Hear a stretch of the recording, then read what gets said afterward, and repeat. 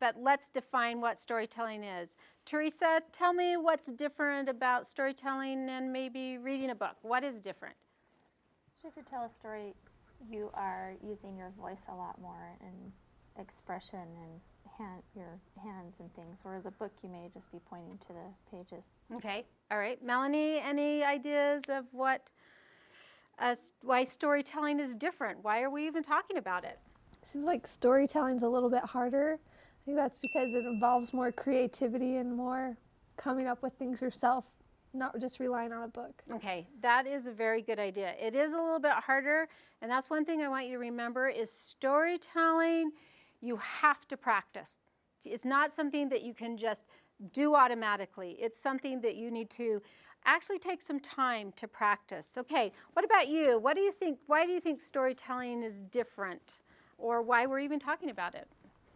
Because you don't always have to use a book. Okay, you have it memorized, which makes it hard for me not being able to say all my children's names and mixing them up. It is a little bit harder, but it does not always require a book. Most of the time, because I don't have a great imagination, I can't make up my own stories, I do rely on a book. And so I'll take a book, I'll memorize it, I'll tell it the way I want to, and then I am still using my voice, we're still being creative, we're still not using a book, but we're telling a story. And we're going to talk about a lot of different ways to tell a story. What are some tools that you need to be a good storyteller? And the first one is imagination. In imagination, it not only is the person telling the story, but it's the person that's listening to the story that's actually going to use a lot of that imagination. I'm going to tell a story, one of my favorite stories. It's called Silly Sally by Audrey Wood, and you're going to use your imagination by creating an image of what Silly Sally looks like. Okay, I want you to think, okay, what is she doing? So how would she act? What is she saying? So how would she look?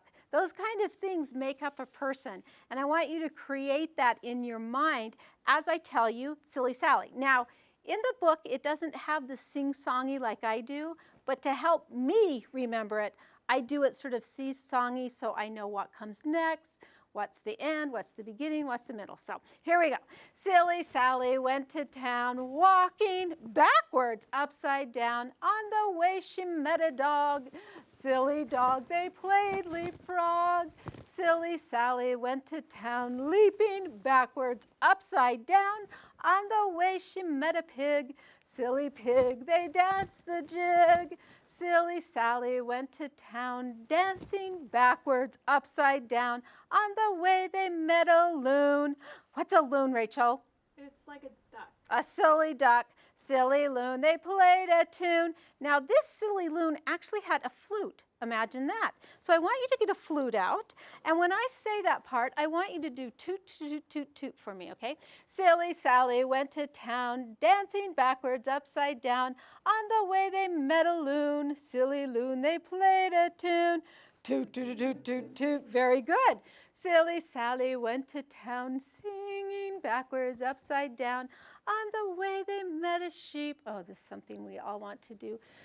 Silly sheep, they fell asleep. Oh no, how's Silly Sally gonna get to town? Sleeping backwards, upside down. Well, lucky for Silly Sally, along came Nettie Buttercup, that tickled the dog that played leapfrog, that tickled the pig that danced the jig, that tickled the loon that played the tune, toot, toot, toot, toot, toot, that tickled the sheep who woke right up, and that's how Silly Sally got to town, walking backwards, upside down. Okay, Teresa, what did your Silly Sally look like? She's about 8, just kind of bouncy and energetic. Okay, very energetic to be walking backwards, upside down. Okay, I'm just showing you what she could be doing. John, what does your Silly Sally look like? I pictured a tomboy in jeans. Okay, all right.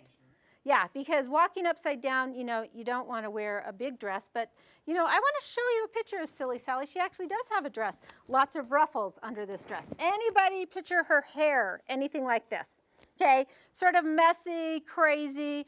A lot of times when I tell this story to children, I'll ask them, and they usually will say Pippi Longstocking. A lot of them will refer to her as Pippi Longstocking. Now, as I've read this book, I probably didn't write it the way I didn't tell it the way Audrey wrote it, but there's only one character that makes the climax of the story. And what was that? Lauren, what was the only one that I had to remember? The sheep, because that's what fell asleep, else we would have been going on and on and on and on. Now, Nettie Buttercup is pretty important too, but we could have something else. Now, so when you tell a story, there's usually only one element that you need to know. As we use this story, we're going to talk about the benefits of storytelling. Why storytelling is so important, how it helps children learn to read. And we're going to come back to the story quite a bit and refer to it as how it is beneficial. So we're going to just pull up some benefits of storytelling and talk about each of those as it will help children prepare to read.